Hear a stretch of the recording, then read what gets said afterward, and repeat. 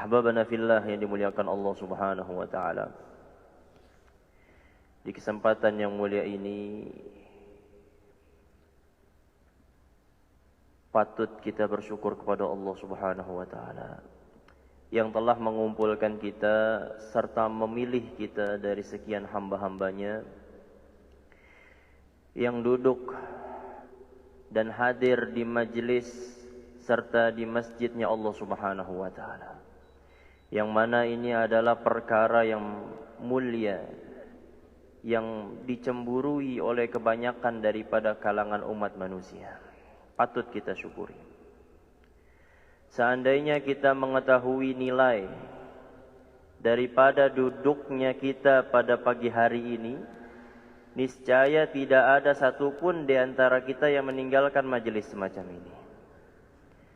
Tapi sungguh disayangkan, kita tidak memahami nilai ini.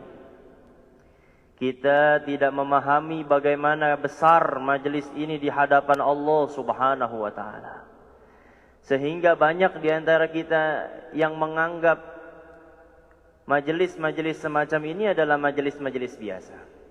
Padahal ketahuilah, ketika kita hadir di majelis semacam ini, ribuan malaikat sedang menaungi kita. Rahmat Allah bagaikan hujan yang sedang menghantam kita. Begitupun hajat-hajat kita, semuanya insyaAllah keluar daripada majlis, diijabah oleh Allah Subhanahu wa ta'ala. Amin ya Rabbal Alamin. Sebelum kita masuk ke pembahasan fikih, kita telah memulai pagi kita dengan rangkaian-rangkaian yang begitu mulia.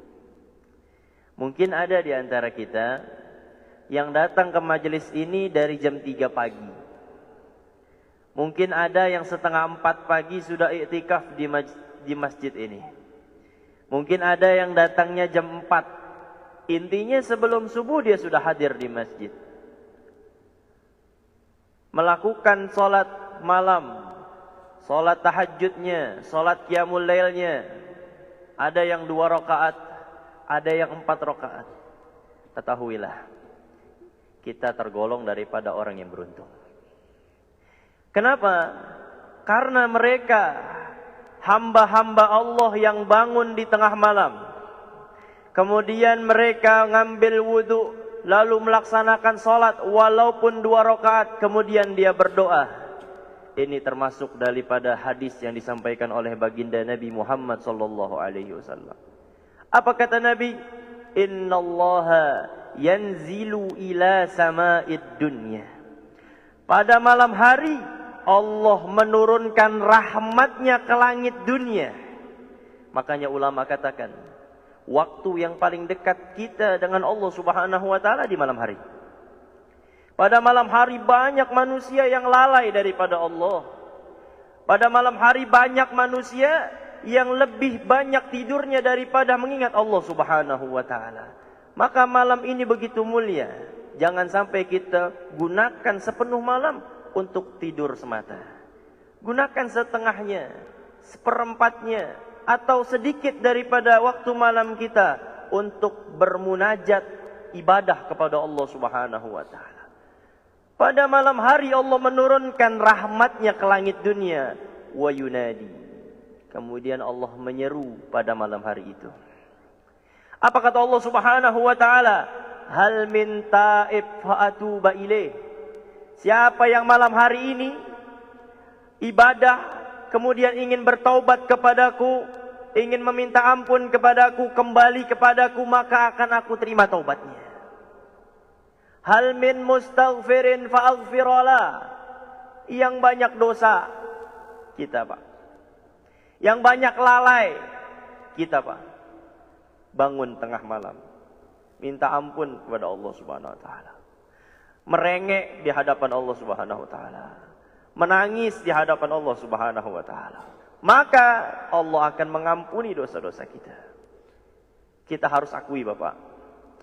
Dalam keseharian kita, dalam waktu 1 hari 1 malam 24 jam, kita banyak lalainya daripada Allah. Belum lagi dosa yang kita lakukan di hadapan Allah Subhanahu wa taala.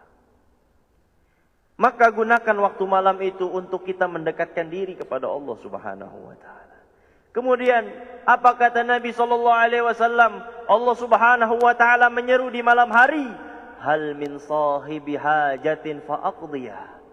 Yang punya hajat, Bapak, yang pengen anaknya jadi anak yang soleh, yang pengen anaknya jadi anak yang hafiz Quran, jadi ulama, yang mengamalkan ilmunya, maka bangun di tengah malam berdoa kepada Allah. Yang pengen urusan dunianya terselesaikan, yang ingin kegundahan hatinya terlapangkan, yang ingin mumet di dalam otaknya tercerahkan, bangun di tengah malam menghadap Allah Subhanahu wa taala kemudian berdoa.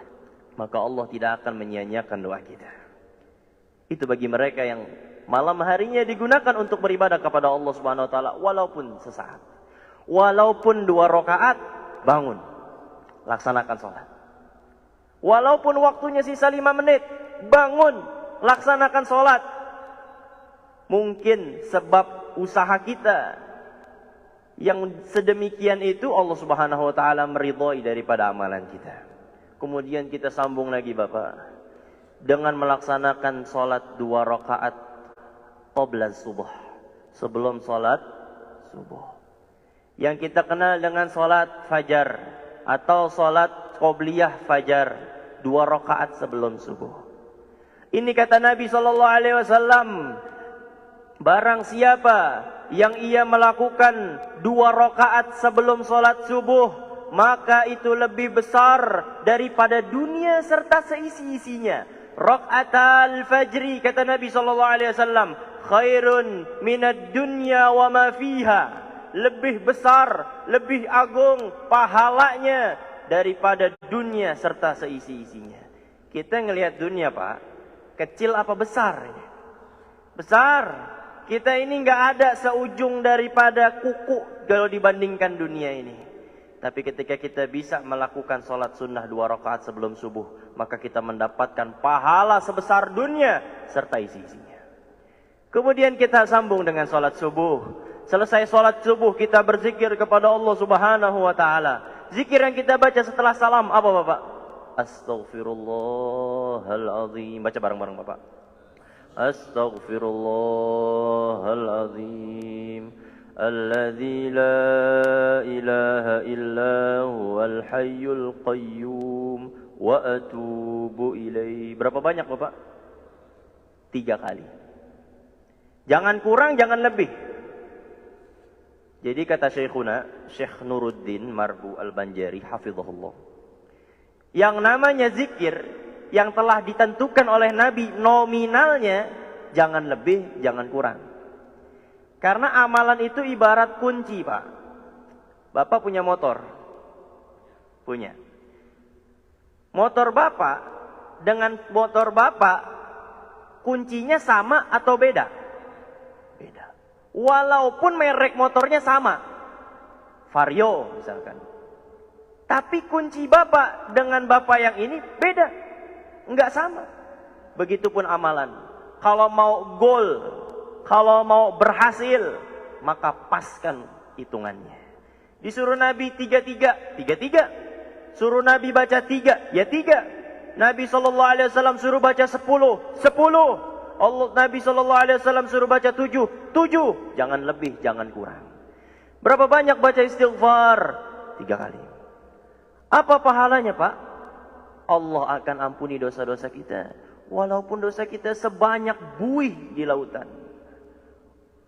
Subhanallah.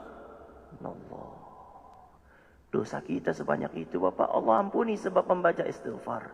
Dan sholat kita yang tidak khusyuk, dan kita harus yakini, sholat kita belum ada yang khusyuk. Coba saya mau jujur-jujuran ini. Yang tadi sholat subuhnya khusyuk, angkat tangan. Yang di hatinya nggak ada pikiran lain, nggak ada connect ke sesuatu yang lain kecuali kepada Allah Subhanahu wa taala, angkat tangan. Yang otaknya, pikirannya tidak ada pikiran kecuali Allah Subhanahu wa taala, angkat tangan. Nggak ada. Pasti pas sholat tadi itu mikirin anak, istri, habis ngaji mau kemana, atau mikirin imam bacaannya bagus atau enggak. Nah, kita ini Pak semua. Enggak ada yang khusyuk. Cara menutupi itu Bapak. Jadi jikalau kita sholat, kemudian sholat kita tidak khusyuk, Allah Subhanahu wa ta'ala tidak terima sholat kita. Sebab kita beristighfar 3 kali selesai sholat, Allah terima sholat kita. Jadi jangan ditinggalin. Habis sholat jangan langsung kabur. Zikir dulu Bapak. Sebanyak berapa kali?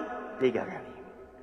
Setelah membaca istighfar, baca La ilaha illallah wahdahu la syarikalah, lahul mulku wa lahul hamdu yuhyi wa yumitu wa huwa ala kulli syai'in qadir. Berapa banyak Pak? 10. Jangan lebih, jangan kurang. Apa kata Nabi? Barang siapa yang selesai sholat subuh dan juga maghrib, ini khusus subuh sama maghrib Bapak, membaca la ilaha illallah ila akhirih sebanyak 10 kali, maka Allah Subhanahu wa ta'ala akan mengangkat derajat kita 10 dan mengampuni dosa-dosa kita 10. Derajat itu apa Pak? Selama ini kita dengar derajat. Bapak pahala sholat jamaah 27 derajat. Apa fungsi derajat itu? Jangan sebut-sebut derajat tapi nggak tahu fungsinya Bapak. Jadi ulama katakan, fungsi derajat itu semakin banyak derajat kita, semakin tinggi kedudukan kita di hadapan Allah Subhanahu wa ta'ala, maka derajat itu yang akan mendekatkan posisi kita nanti di akhirat dengan baginda Nabi besar Muhammad sallallahu alaihi wasallam. Yang tinggi kedudukannya, yang banyak derajatnya, maka dia akan semakin dekat dengan Nabi. Maka kemungkinan besar bisa melihat Nabi. Karena Bapak, orang yang masuk surga belum tentu bisa melihat Nabi. Belum tentu. Suatu ketika Nabi SAW keluar dari Masjidin Nabawi. Pas keluar, Nabi ngelihat ada para sahabatnya nangis. Nangis sejadi-jadinya. Kemudian ditanya sama Rasulullah, ya ashabi lima tabkun. Ente kenapa nangis? Gak biasa-biasanya ente nangis.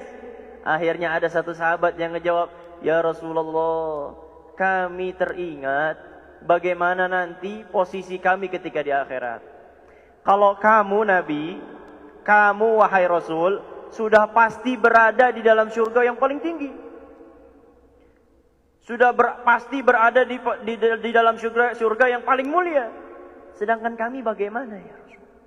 Apakah kami bisa untuk bersamamu di dalam surga yang sama? Apakah kami bisa?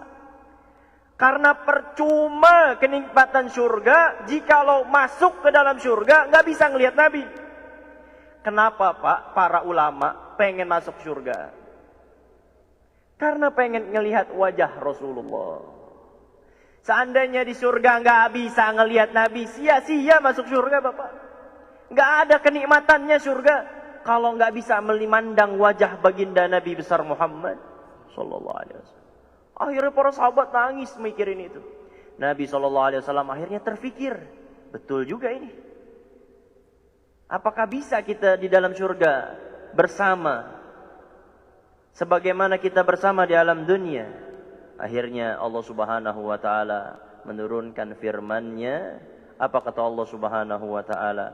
May yuti'illah, barang siapa yang ia berbuat taat kepada Allah Subhanahu wa ta'ala, kemudian taat kepada Rasulullah sallallahu alaihi wasallam, maka dia akan bersama para nabi, bersama para syuhada, bersama para salihin, orang-orang saleh, dan orang-orang siddiqin yang senantiasa berkata jujur. Kelak mereka akan bersama di dalam surganya Allah Subhanahu wa ta'ala. Jadi nggak usah khawatir.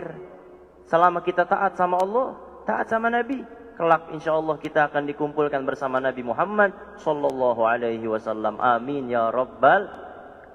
Bentuk taat kita sama Allah dan Nabi sekarang.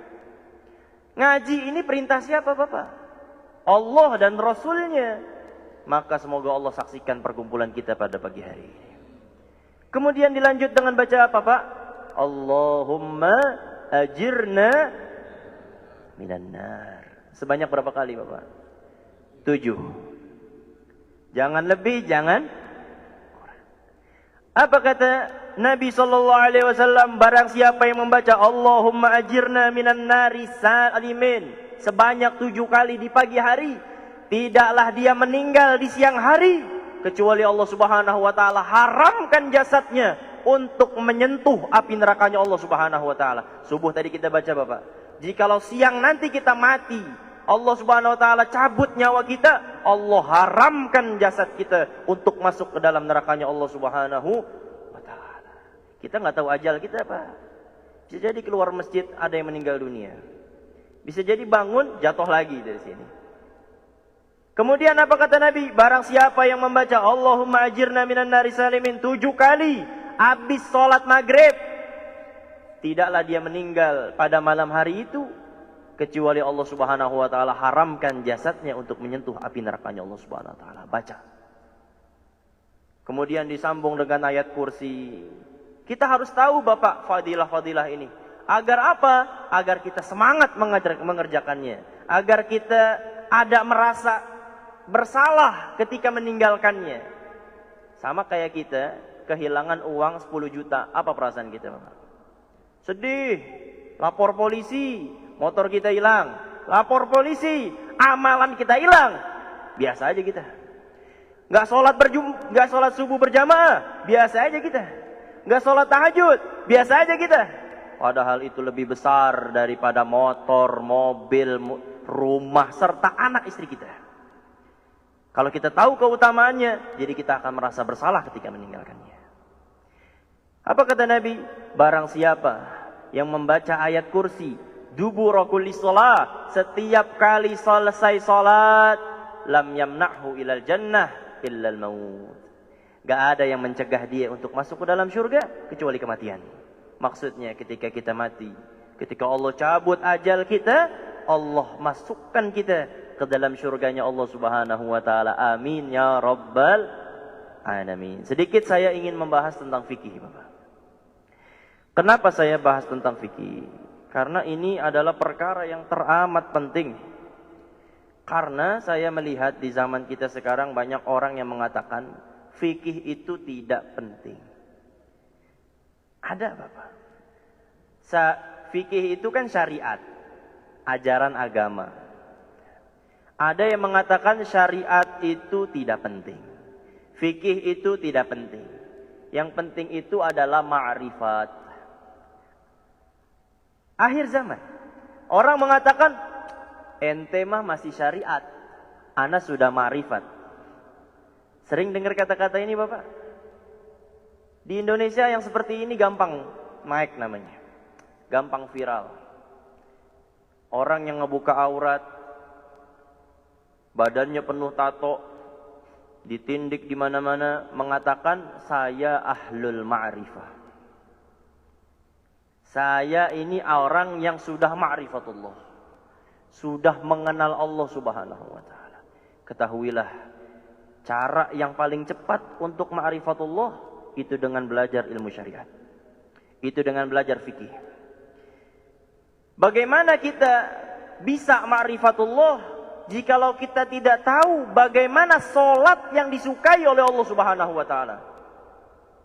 Bagaimana kita bisa ma'rifatullah jikalau kita tidak mengetahui puasa seperti apa yang disukai oleh Allah Subhanahu wa taala? Wudu seperti apa yang disukai oleh Allah Subhanahu wa taala? Haji seperti apa yang disukai Allah Subhanahu wa taala? Kita bisa mengetahui itu semua dengan cara belajar ilmu syariat, belajar fikih. Jangan tiba-tiba mengatakan ana enggak perlu lagi belajar fikih. Ana sudah ma'rifatullah. Ana mah belajarnya ma'rifat saja sudah. Jangan. Dan ketahuilah, Pak, kalau di antara kita ada yang ingin jadi wali. Bapak pengen jadi wali? Coba yang pengen jadi wali angkat tangannya Bapak. Oh nggak ada yang mau ini. Ada. Harus mau Bapak. Aneh kalau orang nggak mau jadi wali. Wali itu maksudnya kekasih Allah. Orang yang dicintai oleh Allah. Masa Bapak nggak mau? Kalau kita pengen menjadi walinya Allah Subhanahu wa taala, cara yang paling cepat yakni dengan belajar ilmu agama. Belajar syariat, belajar fikih. Karena beda Bapak, wali yang menjadi wali sebab ilmu dengan wali yang memang jadi wali sebab anugerah langsung dari Allah tanpa ilmu. Jadi wali itu ada dua Bapak. Ada wali yang melalui jalur ilmu, ada wali yang tidak melalui jalur ilmu. Kalau dibandingkan, lebih tinggi mana derajatnya? Lebih tinggi kedudukan wali yang melalui jalur ilmu. Contohnya siapa? Al-Imam Al-Ghazali. Imam Ghazali itu ahli fikih Bapak. Sebelum ngarang kitab beliau yang terkenal itu, Ihya Ulumuddin, itu beliau mendalami fikih terlebih dahulu secara keseluruhan. Itu wali. Ada lagi namanya Al-Imam Syafi'i, imam madhab kita. Itu wali. Itu semua menjadi wali lewat jalur syariat, lewat jalur faham akan ilmu agama. Karena beda nanti hasilnya Bapak. Pernah suatu ketika Pak, Al-Imam Tuan Syekh Abdul Qadir Jailani. Kenal Bapak? Nah, pasti kenal. Pernah suatu ketika beliau lagi sholat malam, kemudian sambung zikir malam, tiba-tiba ada cahaya datang di hadapan beliau. Coba Bapak bayangin, lagi selesai sholat, zikir, tiba-tiba ada cahaya depan Bapak. Kabur kita Bapak. Di masjid sendirian, gak ada orang, kabur kita. Ini Tuan Syekh lagi duduk, tiba-tiba lagi zikir, tiba-tiba ada cahaya terang datang di hadapan Tuan Syekh Abdul Qadir Jailani. Kemudian cahaya tersebut bisa ngomong Bapak. Apa yang dia bicarakan? Kemudian cahaya itu datang di hadapan Tuan Syekh Abdul Qadir Jailani, seraya berkata, "Ya Abdul Qadir, Abdul Qadir, ana rabbuk." Saya Tuhan kamu.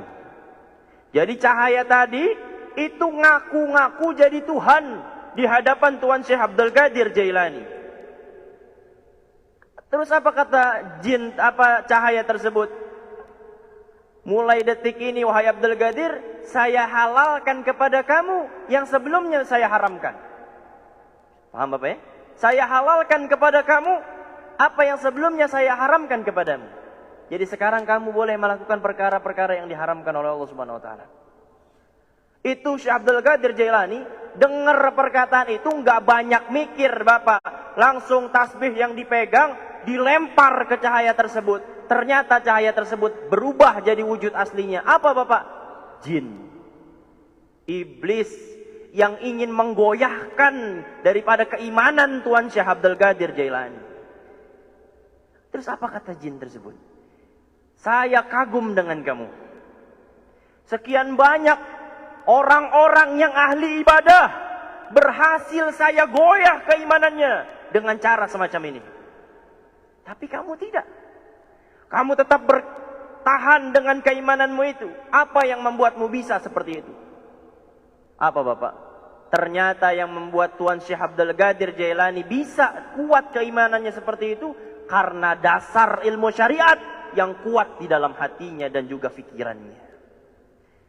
Karena nggak mungkin seorang makhluk biasa seperti kita dibolehkan untuk melakukan perkara yang haram. Sedangkan dahulu Nabi Muhammad saja dilarang oleh Allah Subhanahu wa taala untuk melakukan perkara yang haram.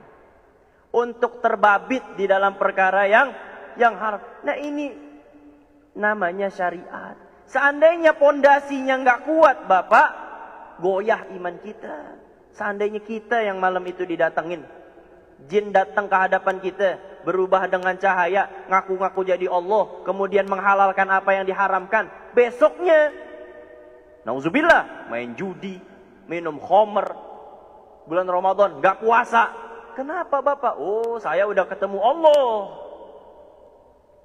Allah telah menghalalkan apa yang telah diharamkan sebelumnya. Kenapa begitu Bapak? Karena dasarnya gak kuat. Syariatnya nggak kuat, akhirnya imannya goyah. Nah, makanya penting sekali kita belajar ilmu ilmu syariat.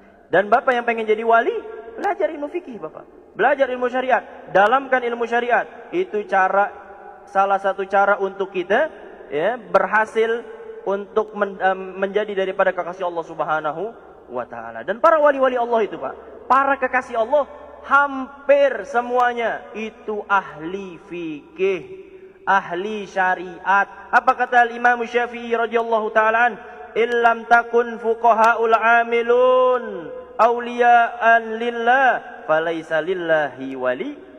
Apa kata Imam Syafi'i? Kalau ya ahli agama yang soleh itu bukan wali Allah, maka niscaya Allah Subhanahu wa taala tidak akan memiliki wali di alam dunia ini. Maka Allah Subhanahu wa taala tidak akan memiliki kekasih di alam dunia ini.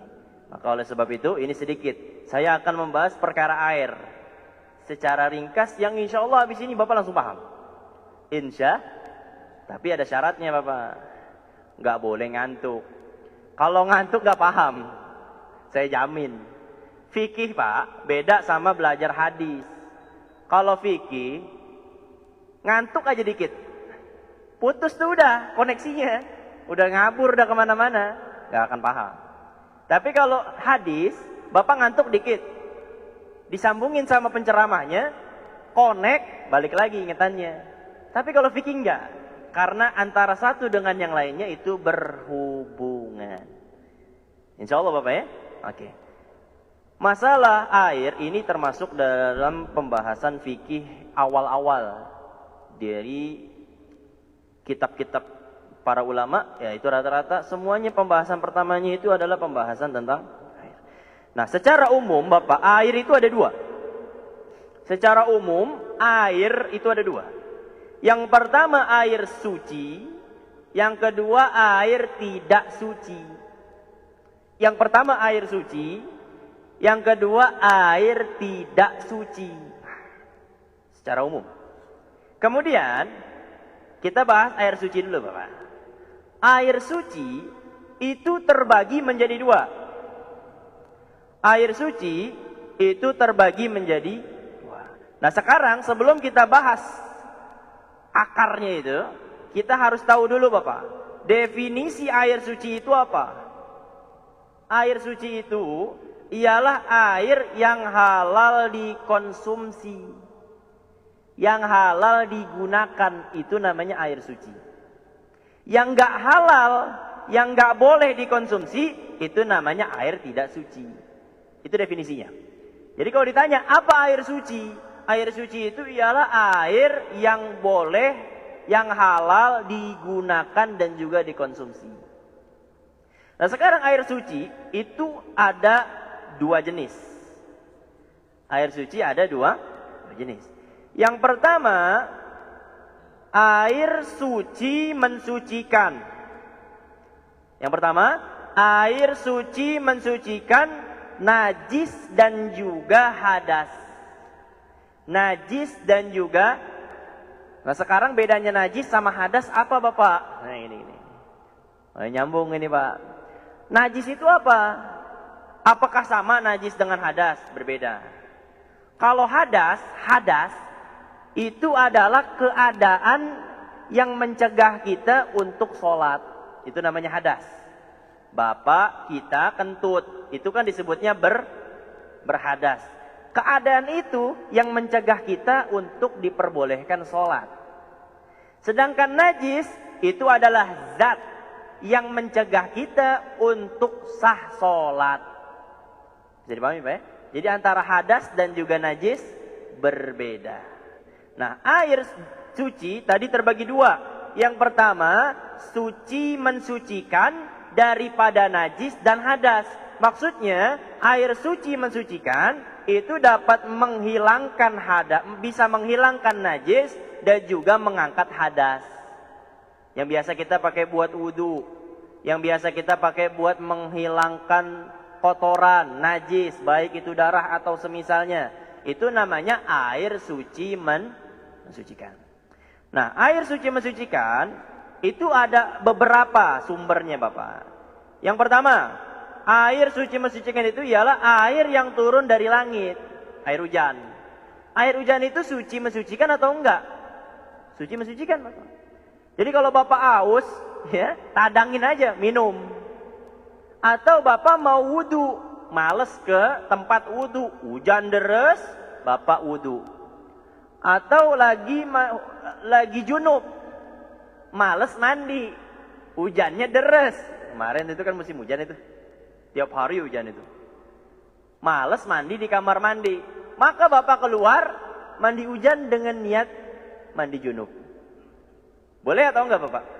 Boleh, karena suci mensucikan. Naam. Tapi kalau sudah jatuh ke genteng yang ada najisnya, nggak boleh.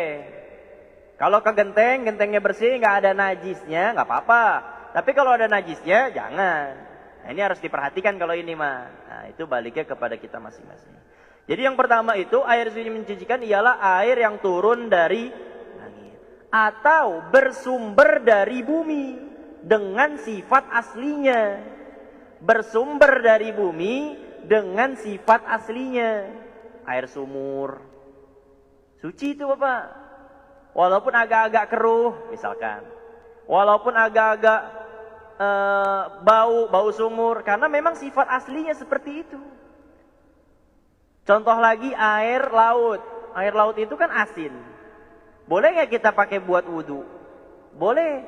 Karena memang sifat aslinya asin. Jadi nggak jadi masalah. Oke.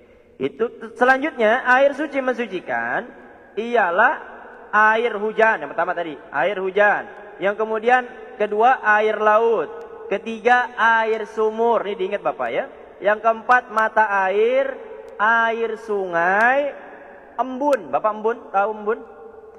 Coba kalau Bapak iseng ini taruh air, botol di atas genteng malam hari. Itu paginya akan berembun.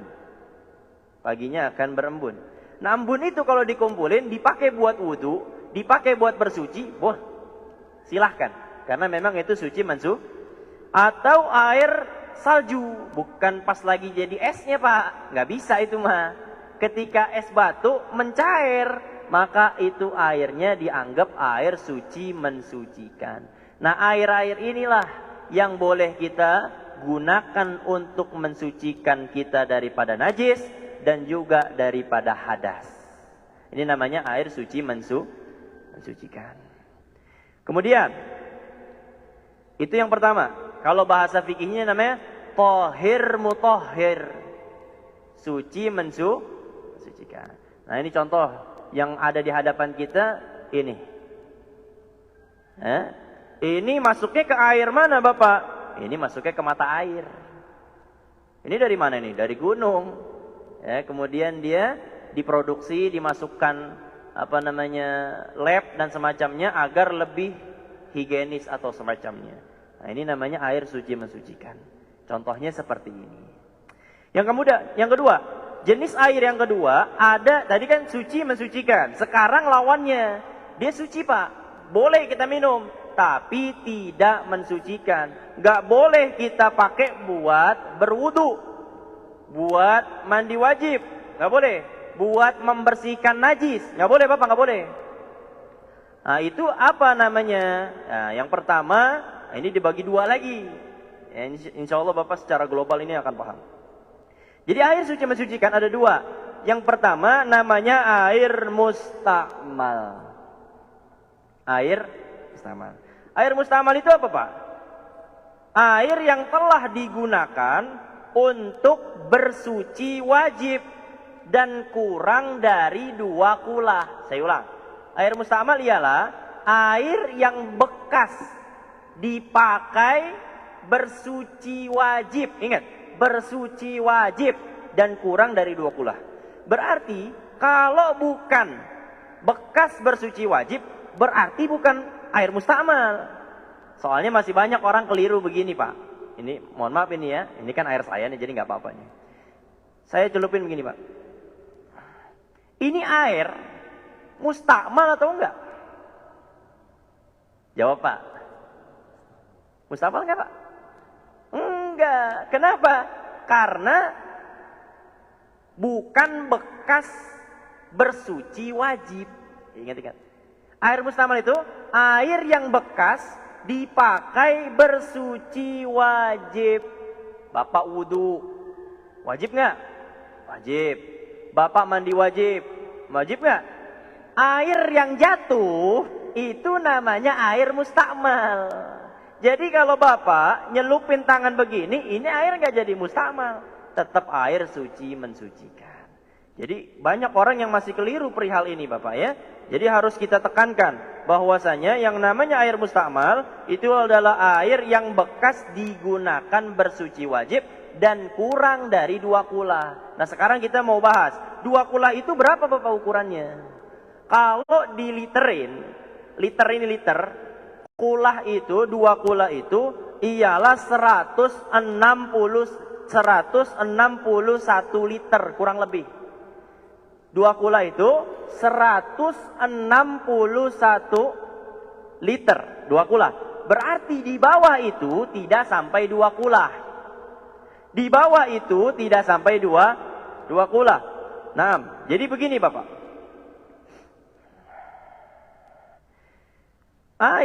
Perbedaan air 2 kula dengan tidak sampai 2 kula itu apa bedanya? Bedanya air 2 kula dengan tidak 2 kula itu ialah air 2 kula yang air itu sampai kepada 161 liter, maka dia tidak langsung menjadi najis atau maka dia dihukumi tidak langsung menjadi mutanajis ataupun mustakmal. Bisa dipahami Pak ya? Contoh, Bapak di rumah punya kolam besar yang kalau Bapak kira-kira ini sampai kepada 161 liter. Kemudian kejatuhan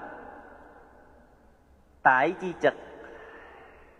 Kemudian kejatuhan, mungkin mohon maaf, anak Bapak buang air kecil, muncrat ke kolam. Itu kolam hukumnya mutanajis atau bukan? Mutanajis itu bedanya najis sama mutanajis. Mutanajis itu air yang terkena najis. Itu namanya mutanajis.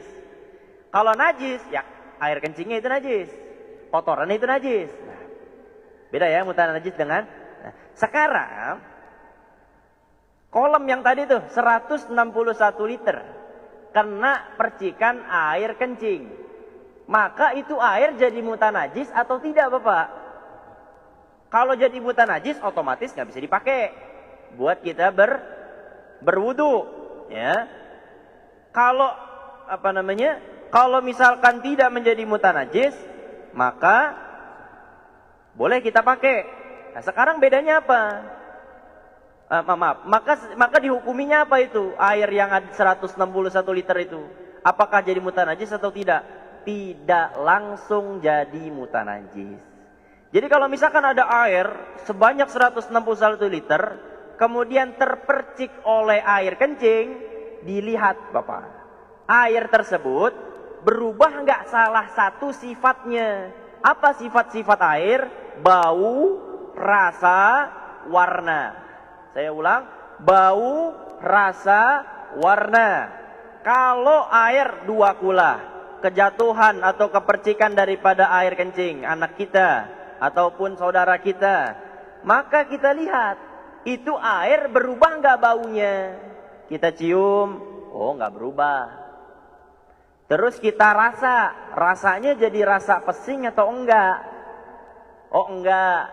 Kemudian warnanya berubah atau enggak? Oh enggak berubah. Maka ini air tetap suci mensucikan. Sama halnya Bapak yang malas mandi wajib pakai gayung.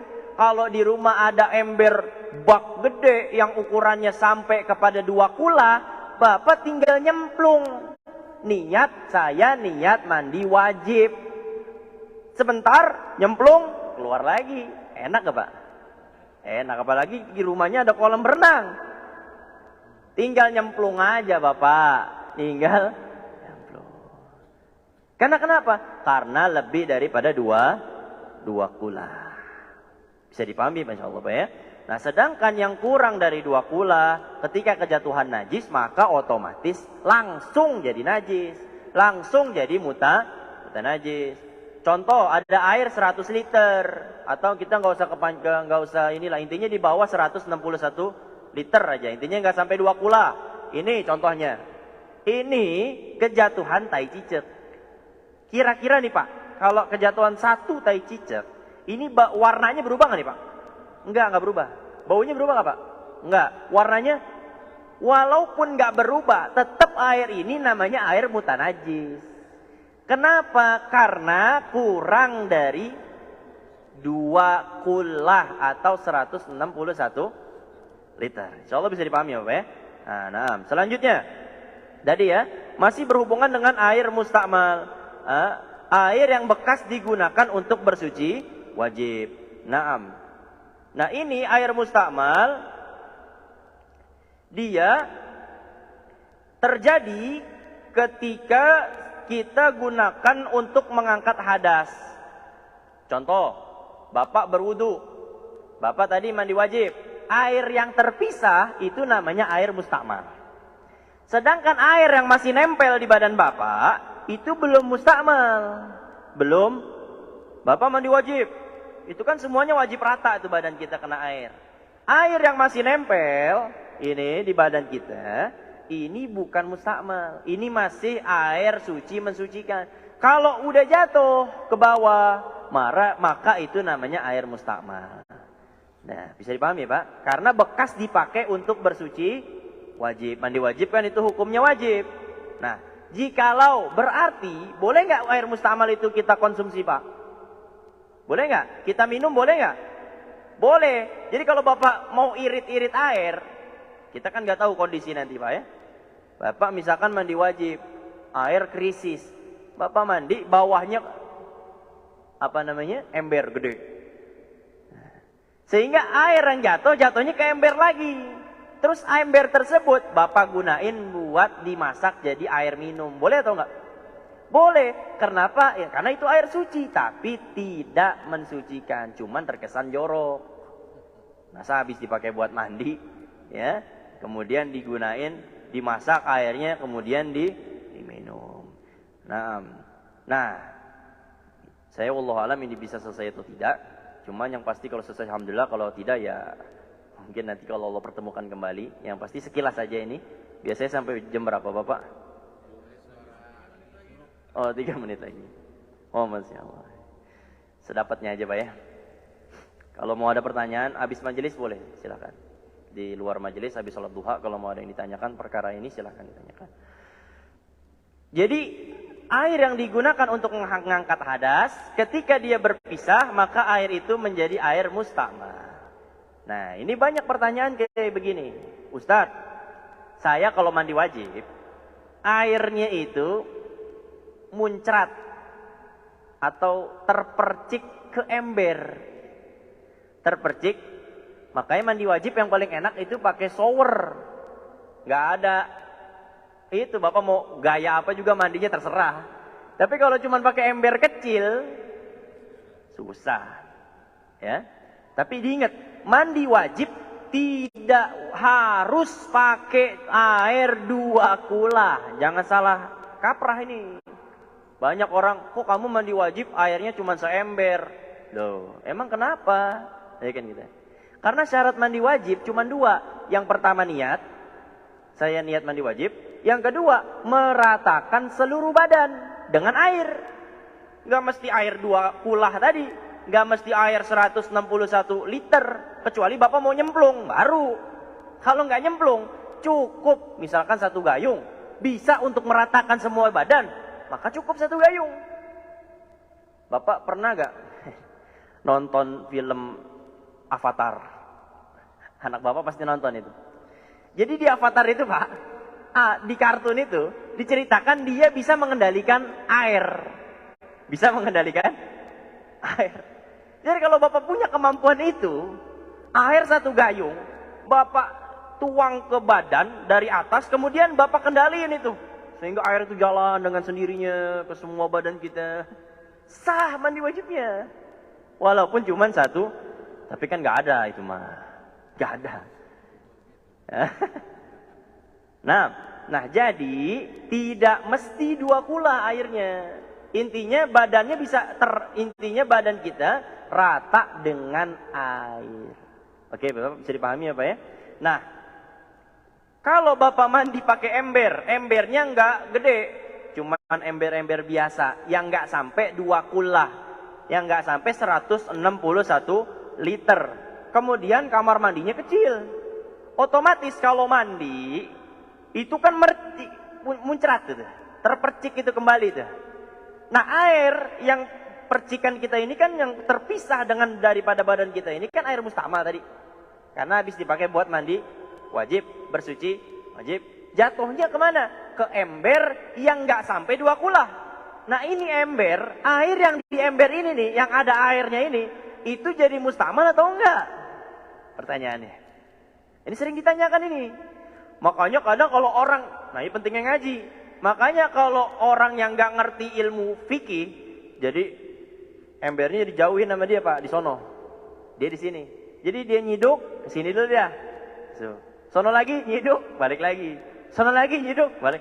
Kenapa kok mandinya begitu? Biar nggak muncrat ke situ, biar nggak terpercik ke situ. Nah ini tanda orang nggak ngaji. Tanda orang ngaji mah enak Bapak, paham dia mau begini-begini. Nah sekarang itu air yang terpercik ke dalam ember, kemudian tercampur dengan air yang ada di dalam ember, itu air yang di dalam ember jadi mustakmal atau enggak Pak? Tidak langsung jadi mustakmal, enggak langsung, tapi dilihat. Contoh, Bapak kalau mandi, itu yang terpercik kembali ke dalam air berapa banyak sih? Enggak banyak kan Pak? Kecuali Bapak mandinya di atas ember. Baru itu mah. Kan mandinya makan di samping, embernya di samping. Enggak mungkin yang jatuh semuanya jatuh ke situ kan kagak mungkin. Nah, sekarang yang terpercik ke dalam ember tersebut, ya, yang ada airnya, itu seberapa banyak percikannya? Enggak banyak. Nah, seandainya tadi tidak langsung dihukumi air mustakmal yang di ember itu. Kalau air mustakmal otomatis nggak boleh dipakai buat mandi wajib, nggak boleh. Tidak, karena dia suci tapi tidak mensucikan. Nah sekarang air yang tadi terpercik masuk ke dalam ember tersebut tidak langsung dihukumi air mustakmal. Dilihat percikan tadi, kita kalau hitung-hitung, mungkin kalau kita mandi, percikan yang masuk ke dalam ember tersebut ya paling 30-50 tetes.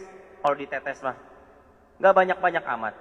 Taruhlah 20-30. Nah seandainya tetesan-tetesan itu, percikan-percikan itu yang masuk ke dalam ember yang ada airnya tadi yang kita pakai, dirubah menjadi sirup. Misalkan 20 tetes, ada ember gede tapi nggak sampai 2 kula. Taruhlah ada ember ukuran 50 liter air, ketetesan sirup 20 tetes. Itu 50 liter air berubah atau enggak? Enggak, warnanya enggak berubah, baunya nggak berubah, rasanya juga nggak berubah, maka itu ember nggak jadi air mustakmal. Jadi Bapak kalau mandi wajib nggak usah kayak tadi nyeduk jauh siram, nyeduk jauh, enggak, pelan-pelan aja intinya. Ambil pelan, ambil lagi pelan lagi. Paling yang jatuh 1-2 tetes itu nggak jadi masalah. Tidak merubah air yang ada di dalam ember menjadi air mustakmal sebab tercampur dengan percikan bekas kita pakai untuk mandi. Jadi pahami gak nih Pak kira-kira Pak? Insya Allah paham ya Pak ya? Nah yang terakhir ya, air mustakmal ini itu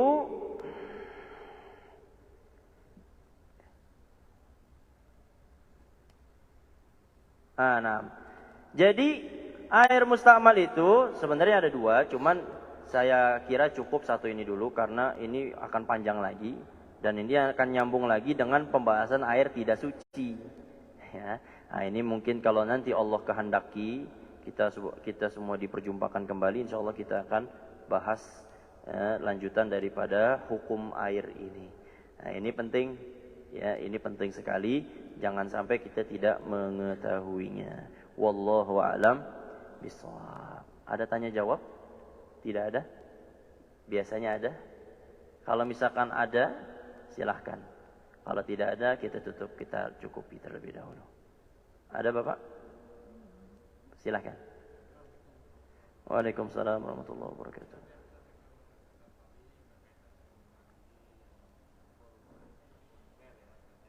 Berapa?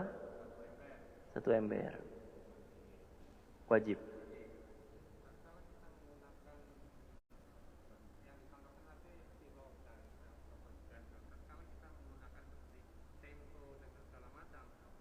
Menggunakan apa, maaf? Oke, sampo. Oke, nah.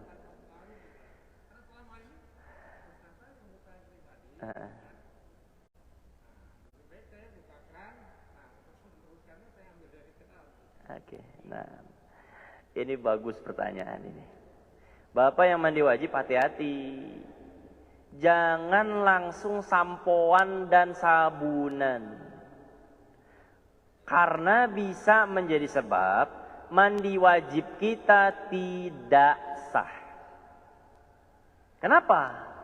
Kan yang namanya bersuci itu Pak, harus pakai air suci mensucikan. Kalau Bapak sebelum mandi, atau Bapak mandi wajib tapi dibarengin dengan sampoan dan sabunan. Contoh, baru dibasahin sedikit kepalanya. Belum rata nih, belum rata. Cuman dibasahin doang, biar enak sampoannya. Atau gampangannya gini, rambut penuh sampo, badan penuh sabun, nyiduk atau pakai shower. Saya niat mandi wajib, saya niat mandi, maka mandi wajibnya tidak sah. Kenapa? Karena air ketika sampai ke badan kita, air itu berubah, bukan lagi air suci mensucikan Bapak, tapi sudah berubah menjadi air suci tapi tidak mensucikan. Air sabun suci nggak Pak? Suci, tapi bisa mensucikan nggak? Nggak bisa. Nah, ketika air sampai ke kepala kita, air itu berubah. Bukan lagi air suci mensucikan. Bukan lagi air mutlak namanya. Namanya air sampo. Sampai ke badan. Itu air bukan lagi air mutlak. Namanya air sabun. Maka kalau ada orang mandi wajib kayak begitu caranya, nggak sah mandi wajibnya. Hati-hati. Jadi terus caranya gimana Ustaz? Mandi wajib dulu. Gak usah sabunan, gak usah sampoan, gak usah. Nanti itu belakangan. Yang pasti, Bapak kalau mau mandi wajib bersihin dulu kemaluannya. Gak usah pakai sabun, pakai air aja biasa. Dibersihin, udah, kemudian Bapak niat mandi wajib. Selesai semua rata, udah kena air. Lipetan-lipetan bagi yang badannya gemuk. Ini hati-hati nih, ya. Lipetan-lipetannya ini wajib kena air. Udah rata semuanya, baru pakaiin sabun, baru pakaiin sampo. Kenapa? Karena udah rata. Kalau udah rata, sudah selesai mandi wajibnya. Bisa dipahami Pak? Sah. Begitupun wudu. Nah ini hati-hati wudu. Ketika kebanyakan anak muda, teman-teman saya dulu Bapak, ketika awal-awal mondok di Cibinong, itu mereka nggak ngerti. Sehingga ketika mereka wudu, kan anak muda itu suka pakai sabun muka, Pond's atau semacamnya. Sehingga ketika dia mau wudu, ya mukanya kan basah ini. Dia pakaiin Pond's tuh. Udah penuh sabun, kemudian dia tadangin air lagi. Nawaitul wudu, nggak sah. Kenapa? Karena tadi ngebasuh muka bukan pakai air suci mensucikan, tapi pakai air sabun. Airnya ketika sampai ke wajah kita berubah zatnya, bukan lagi air mutlak, tapi sudah berubah menjadi air sabun, atau kalau bahasa kita namanya air suci tidak mensucikan. Jadi mandi wajib yang benar, mandi dulu, ratain, setelah itu baru dipakein sabun dan juga sampo. Insya Allah terjawab Bapak ya. Nah, sama-sama. Ada lagi? Kalau bersabun dulu, misalnya muka dulu, Ustaz, duduk belakangan. Oke. Boleh, tapi dengan syarat. Dengan syarat ketika Bapak membasuh wajah, bau daripada sabun itu udah nggak pekat. Bau sabun kita Pak, pekat Pak. Bapak habis mandi aja, udah habis mandi nih, keluar kamar mandi, kecium nggak sama istri bau daripada wangi daripada sabun? Kecium, berarti kan pekat. Nah kalau Bapak sabunan dulu, kemudian udah dibersihin nih, udah nggak ada sabunnya, tapi kan wanginya masih ada Pak. Baunya itu masih ada. Yang mana kalau air sampai ke wajah, nanti air itu berubah wanginya. Tadi kan 3 sifat air, bau, rasa, warna. Mungkin rasanya enggak, mungkin baunya, mungkin bau, rasa, warna. Mungkin warnanya enggak, tapi baunya iya. Maka enggak sah. Yang paling aman, wudu dulu. Udah semuanya wudu, kalau memang berbarengan ini. Ya kalau misalkan sabun pakai bior pakai ponsnya jam 11 siang mah enggak jadi masalah. Wudunya jam 12 siang itu udah hilang udah. Tapi kalau berbarengan, maka bagusnya untuk hati-hati, Bapak wudu dulu. Selesai wudu, ambil sabun mukanya, sabunin. Itu cara yang paling aman. Kita hati-hati aja. Ada lagi terakhir? Nah. Ini kaitannya berarti seperti pengantin ya. Oke. Pakai bedak tuh. Nah. Ketika dia mau sholat misalkan, apakah bedaknya disingkirkan dulu atau langsung dulu? Wajib disingkirkan. Kalau memang si pengantin nggak punya wudu. Kalau dia punya wudu ya langsung sholat. Tapi kalau dia nggak punya wudu, waduh, make up tebel banget ini kan. Kalau dia basuh muka, itu bukan air yang turun, bedak semua yang turun. Luntur itu, luntur. Maka tidak sah wudunya pengantin yang penuh dengan bedak. Makanya bagus pengantin Bapak nanti kan nikahin anaknya. Suruh sebelum dandan wudu dulu. Wudu. Lah kan Ustadz nanti salam-salaman makan batal. Pakai sarung tangan makanya. Kan begini nih biasanya kalau laki sama perempuan. Jangan begini, gak boleh kalau bukan mahram. Gak boleh. Ya, sama yang bukan mahram mah begini Pak. Gak usah malu. Kita makan kadang, oh namanya temen. Silaturahmi. Syariat ditabrak. Kayak Idul Fitri aja Bapak. Idul Fitri itu kan hari fitrah ya Pak ya. Kita ini kembali suci.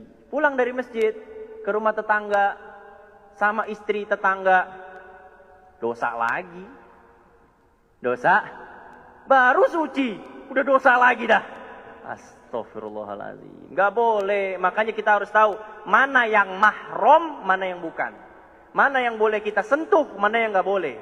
Jadi paham ya?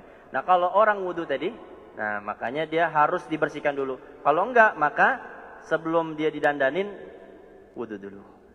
Ya boleh, silakan.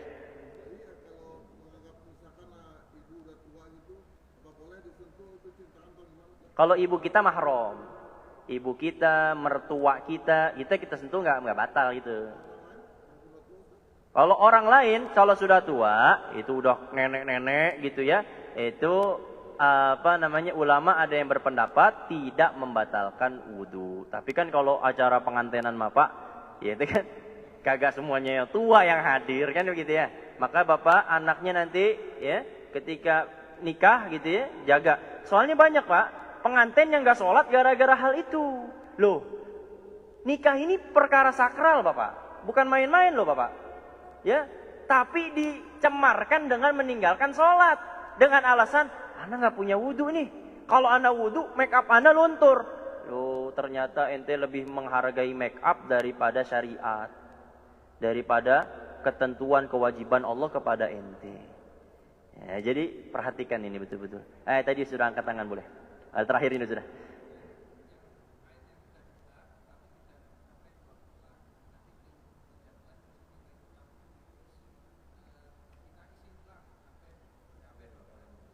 Oke. Jadi kalau ada tai cicak ya. Oke. Jadi tai cicak itu kan najis. Contoh. Ini kejatuhan tai cicak. Otomatis ini menjadi mutanajis. Air yang terkena nggak boleh kita minum, nggak boleh kita pakai buat wudu, buat mandi wajib nggak boleh. Boleh, tapi bisa gak ini disuciin? Bisa. Dengan cara apa? Dengan cara apa? Ini air kita masukkan ke ember, yang ember itu cukup sampai 2 kulah. Masukin, tambahin lagi ember. Sampai 2 kulah, bersih. Suci lagi. Sama halnya contoh, mohon maaf Bapak. Ada 10 ember. 160 jangan, ada 16 161. Ada taruhlah 16 ember. Masing-masing ember 10 liter. Berarti kan 16 jadi 160 liter.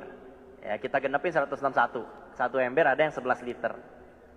Satu ember di antara yang 16 ini, satu ember air kencing isinya. Full air kencing. Satu ember. Lah itu bisa suci nggak itu air kencing itu? Bisa. Dengan cara apa? Itu semua dikumpulin yang 16 jadi satu. kalau nggak kecium bau kencing, nggak warnanya nggak berubah jadi warna air kencing, rasanya nggak berubah jadi rasa air kencing, maka air itu jadi air suci. Jadi paham ya Pak ya? Insya Allah. Jadi kalau ada air najis, jangan langsung dibuang. Air mutan najis maksudnya gitu ya, yang terkena aja langsung. Oh iya, oh iya silahkan Allah.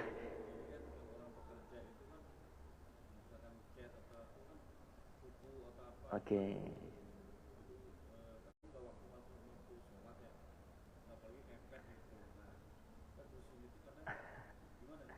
Nah, jadi itu memang sudah ketentuan Bapak. Mau nggak mau harus dihilangkan.